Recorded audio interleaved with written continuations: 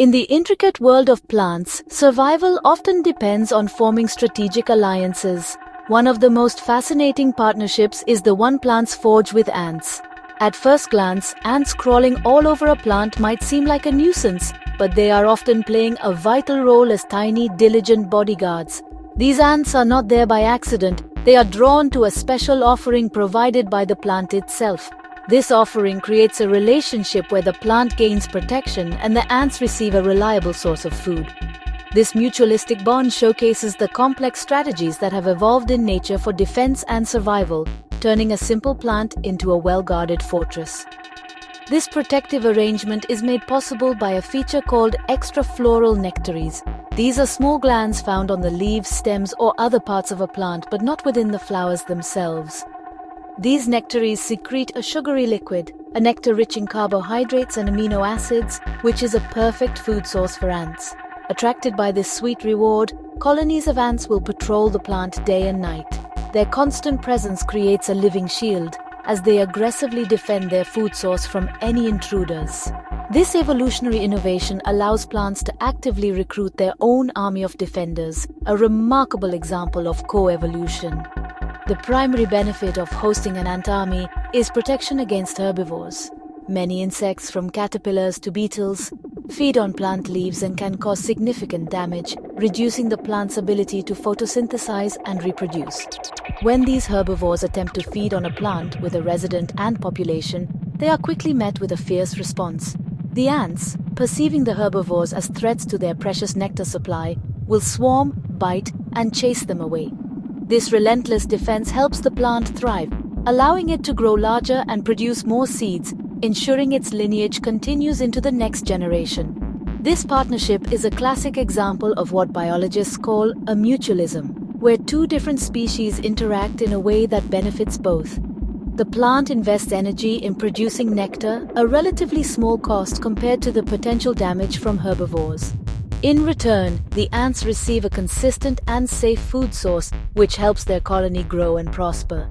This relationship is not just a random occurrence, it is a finely tuned ecological interaction that has evolved over millions of years. The presence of ants transforms the plant from a passive victim into an active participant in its own defense, a testament to the power of cooperation in the natural world. While the presence of ants is a clear advantage for deterring leaf-eating insects, it can create a complicated situation for other visitors, especially pollinators like bees. Bees are essential for the reproduction of many flowering plants. They travel from flower to flower, collecting nectar and pollen, and in the process, they transfer pollen that enables fertilization. However, when a plant is patrolled by an aggressive ant army, bees may find their important work disrupted. The same ants that protect the plant from harm do not always distinguish between a harmful herbivore and a helpful pollinator. This creates a conflict of interest for the plant. The problem arises because the ant's defensive territory often includes the entire plant, including its flowers. When a bee lands on a flower to collect nectar, the ants may perceive it as a threat. They can become aggressive, harassing the bee by biting its legs or wings. This unwelcoming environment can be highly disruptive for the bee's foraging activities. A bee that is constantly under attack will not stay on a flower for long. It may collect less pollen or leave the plant altogether in search of a more peaceful place to feed. This behavior directly reduces the efficiency of pollination for that particular plant. Studies have shown a clear negative correlation between the number of ants on a plant and the frequency of bee visits. Plants that are heavily populated with ants often receive fewer visits from bees compared to plants without ants. This reduction in bee traffic can have significant consequences for the plant's reproductive success. Fewer bee visits mean less pollen is transferred between flowers, leading to lower rates of fertilization. As a result, the plant may produce fewer seeds and fruits. The very defense mechanism that helps the plant survive can inadvertently hinder its ability to reproduce effectively. This creates a fascinating dilemma for the plant. It needs the ants for protection against herbivores, but it also needs bees for pollination. The sweet reward of the extrafloral nectaries, designed to attract protectors, can unintentionally repel the very partners the plant needs to create the next generation. This ecological trade-off highlights the delicate balance that plants must maintain. the benefits of ant protection must outweigh the costs of reduced pollination. It is a constant negotiation, a push and pull between different ecological pressures that shape the plant's evolutionary journey and its interactions with the world around it. Interestingly, not all pollinators are deterred by the presence of aggressive ants. Butterflies, another important group of pollinators, often seem to be unaffected by the ant guards that trouble the bees. While a bee must land and crawl into a flower, often making direct contact with the plant's surfaces where ants patrol, butterflies have a different feeding strategy. They possess a long, slender proboscis, which is like a flexible straw. This allows them to hover over the flower or land delicately on the very edge of a petal and reach deep into the flower to drink the nectar without disturbing the resident ants. This method of feeding gives butterflies a distinct advantage in an ant-patrolled environment. Their long proboscis allows them to keep a safe distance from the ants. They can extract the nectar they need without triggering the ants' defensive behaviors. Unlike bees, which have shorter tongues and a bulkier body, butterflies can access the floral reward with minimal physical contact with the plant. This long-distance feeding technique means they are less likely to be perceived as a threat. As a result, butterflies can pollinate these plants effectively even when ants are present in large numbers, filling a niche that bees are forced to abandon. The physical characteristics of butterflies also contribute to their ability to avoid ant aggression. Butterflies are generally larger and have a more delicate fluttering flight pattern compared to the direct buzzing approach of a bee.